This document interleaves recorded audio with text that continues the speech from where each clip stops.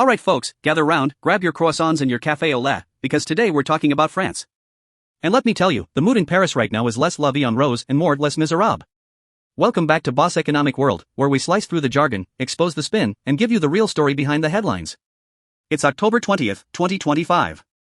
And late last Friday, while most of us were winding down, logging off, and arguing about what to stream, the financial world's version of a stern headmaster, S&P Global Ratings, decided to pull France out of class for a scolding.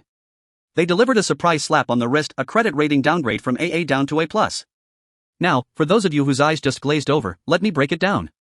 A country's credit rating is like your personal credit score. An AA rating is like having an 800 plus FICO score, you're in the VIP lounge, banks are begging to lend you money at sweet, low rates. An A+ rating, well, it's still good. You're not getting denied a car loan. But you're no longer in the exclusive, platinum card members only club. The bouncer just gave you a slightly suspicious look, and your VIP perks are officially under review. And the market's reaction? It was swift. As soon as Asia trading opened, futures contracts for 10-year French bonds dropped like a guillotine. Meanwhile, their German counterparts, the gold standard of European stability, barely budged. The euro took a little wobble, too. It's the financial market's way of saying, sacre bleu. So the question on everyone's mind is, why now? And more importantly, why should you, a person who may or may not own a beret, care about French government bonds? Oh, you should care. Because this isn't just about France. This is a story about politics, promises, and the cold, hard math of debt that is coming to a head all across the Western world. This is the full picture. To understand why S&P brought the hammer down, you have to understand that a credit rating isn't just about the numbers on a spreadsheet. It's about story and stability. And right now, France's story is a political thriller with a terrible ending, and its stability is that of a Jenga tower in the middle of an earthquake. S&P's report was brutal. They didn't just point to a bad quarter. They basically said the entire French political system is a hot mess. I quote, France is experiencing its most severe political instability since the founding of the Fifth Republic in 1958. That's not a critique, that's a historical indictment. That's like telling a company their management is the worst it's been since the founder was churning butter in his garage. Let's rewind the tape. The original sin was President Emmanuel Macron's fateful decision to call snap legislative elections back in 2024. He rolled the dice, hoping for a stronger mandate. Instead, the dice fell off the table, rolled under the couch, and were eaten by the dog. He ended up with a hung parliament, a legislative body so divided it makes a family Thanksgiving dinner debate look like a productive G7 summit. Ever since, governing France has been like trying to assemble IKEA furniture with instructions in 3 different languages and half the screws missing. Prime Minister Sébastien Lecornu has been fighting for his political life every single week. He just barely survived a series of no-confidence votes. And how did he survive? By making a deal with the devil. This brings us to the smoking gun, the pension reform. For years, everyone from economists to the EU Commission has been telling France, your pension system is a ticking time bomb. The plan was to raise the retirement age, a move about as popular as a root canal, but absolutely essential to stop the country's finances from bleeding out. It was Macron's flagship policy to show the world, and the rating agencies, that he was serious about fiscal discipline. But to save his own skin last week, what did Prime Minister Lecornu do? He caved to political pressure and agreed to suspend the reform. Let that sink in. To convince lawmakers he was the right man to steer the country toward financial stability, he had to throw the single most important tool for achieving that stability overboard. It's like a pilot, trying to reassure passengers during turbulence, announcing, "Don't worry everyone, I've got this under control. As a first step, I'm jettisoning one of the engines." S&P saw this and said, "None." They called it out directly. They see a government that is politically paralyzed, unable to make tough but necessary choices. They see a country where the path to fixing its finances is not just unclear, it's actively being dismantled for short-term political survival. This political drama is playing out against a terrifying backdrop, a mountain of debt. France's public debt to GDP ratio is currently sitting at a staggering 112%. Look at this. The official EU target is 60%. France isn't just missing the target, they've lapped it and are heading for the hills. For perspective, imagine your household income is $100,000 a year, but you have $112,000 in credit card debt. You're not paying it down, you're just struggling to make the minimum interest payments. That's modern France. For years, this wasn't a huge problem because interest rates were near zero. Borrowing was basically free.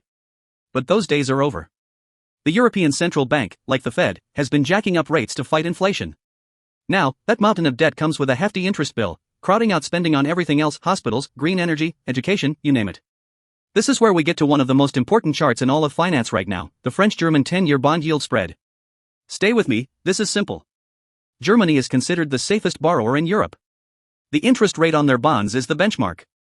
The spread is the extra interest that investors demand to lend money to France instead of Germany. It's a real-time risk tax. Before Macron's 2024 election gamble, that spread was less than 50 basis points, or 0.5%. Investors saw France as almost as safe as Germany. After the election chaos, it blew out to nearly 90 basis points. That might not sound like much, but on trillions of euros of debt, it's billions in extra interest payments. It's a direct tax on political instability. And here's the truly humiliating part for a country that sees itself as a global power: France's borrowing costs, the interest they have to pay, are now higher than those of Greece and Portugal, countries that were the poster children for economic disaster during the sovereign debt crisis a decade ago. It's like the star quarterback of the football team suddenly having a worse credit score than the guy who was in bankruptcy last year. The downgrade from S&P is gasoline on this fire. It signals to the world that the risk is increasing, which means investors will demand an even higher spread to hold French debt. As the legendary Mohamed El Arian put it on X, this downgrade is likely to add pressure on French bond spreads. He went on to say it shakes confidence at the very core of a region already in need of deeper structural reforms. When a guy who used to run PIMCO, the biggest bond fund in the world, says that, you listen. He's not just commenting, he's telling you how trillions of dollars are about to move. So, why is this downgrade a bigger deal than just a letter grade change? 2 words, forced. Selling.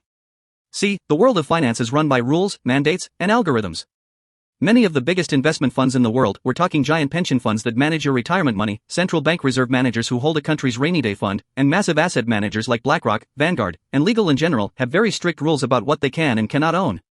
Some of their biggest, most conservative funds have a mandate that says they can only hold assets that have an average rating of AA or higher from the major agencies. With Fitch having already downgraded France in September and now S&P following suit, France has lost its AA status at 2 out of the 3 big dogs. This is a problem. For a fund that averages the ratings, France is now officially on the wrong side of the tracks. What does that mean? It means these funds, by their own rules, must sell their French bonds. They don't have a choice. It's not an emotional decision. The portfolio manager can't say, oh, but I love Paris in the fall. The computer says sell, so they sell. This creates a wave of forced selling, which pushes the price of French bonds down further and their yields up even higher. It's a vicious cycle. The downgrade causes selling, which makes the financial situation look worse, which invites more negative attention. Now, to be clear, the vast majority of investors can still hold French debt. It's still comfortably investment grade. But losing these ultra-risk-averse whales of the market is a huge blow to both price stability and prestige. It's like a Michelin-starred restaurant losing a star. Most people will still eat there, but the connoisseurs, the big spenders, start looking elsewhere. The ripple effect doesn't stop there. The higher borrowing costs for the French government will inevitably mean one of two things, or both: higher taxes on French citizens and businesses, or deeper cuts to public services. That money for the new TGV line? That funding for university research? Sorry, we have to pay the interest on our debt first. This is how a financial event on a computer screen in London or New York translates into real-world pain on the streets of Lyon and Marseille. So, what happens now? All eyes are on this Friday. That's when the third and final ratings titan, Moody's, is scheduled to release its verdict. Currently, Moody's has France at AA3, their lowest AA notch, but with a stable outlook. If they follow S&P and Fitch and downgrade France to the A tier, it's game over for the AA club. The forced selling pressure will intensify. It will be the final nail in the coffin of France's elite financial status. The French government is in an impossible position. Prime Minister Lecornu is now trying to negotiate the 2026 budget. But remember that deal he made? He gave up the government's trump card, the constitutional tool known as Article 49.3, which allowed past governments to force budgets through a deadlocked parliament. Now, he has to get a bitterly divided legislature to agree on every single line item of painful cuts and potential tax hikes. Good luck with that. It's like asking a pack of hungry wolves to agree on how to fairly divide one piece of steak. The uncertainty is toxic. S&P even mentioned the 2027 presidential elections, saying that absence of visibility on the fiscal consolidation plan weighs on France's economic growth. They're telling the world, we have no idea who will be in charge or what their plan is, so we're pricing in the chaos now.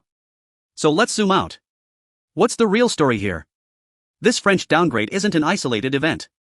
It's a harbinger of what's to come for many Western nations that have been living on borrowed money and borrowed time. For a decade, central banks printed money and kept rates at zero, allowing politicians to make promises they couldn't afford and kick the can of fiscal reality down the road. Now, the road has ended at the edge of a cliff. Inflation has forced central banks to take away the punch bowl, and the party is over. The bill is due. France is simply one of the first and most prominent to have its bluff called. They were faced with a clear choice: enact painful but necessary reforms to secure your long-term financial future, or appease a fractious political environment for short-term survival. They chose survival. And S&P, acting as the market's ruthless accountant, just handed them the invoice. The great irony is that in trying to avoid the political pain of reform, the French government has now unleashed a different kind of pain, the cold, unforgiving pain of market discipline, which will ultimately demand even deeper and more painful cuts down the line. The lesson is brutal and it is simple: you cannot defy economic gravity forever. Political gridlock is not just frustrating, it has a price tag, and it's a hefty one. France is finding that out the hard way. The real question is, which country is next? That's the full picture. Let us know what you think in the comments. Is this downgrade fair, or are the rating agencies kicking a country when it's down? In economics, as in life, there is no free lunch. It seems France just got handed the check for a decade-long feast. And it looks like they forgot their wallet. Don't forget to like, subscribe, and hit that notification bell so you never miss an episode of Boss Economic World. Stay sharp out there.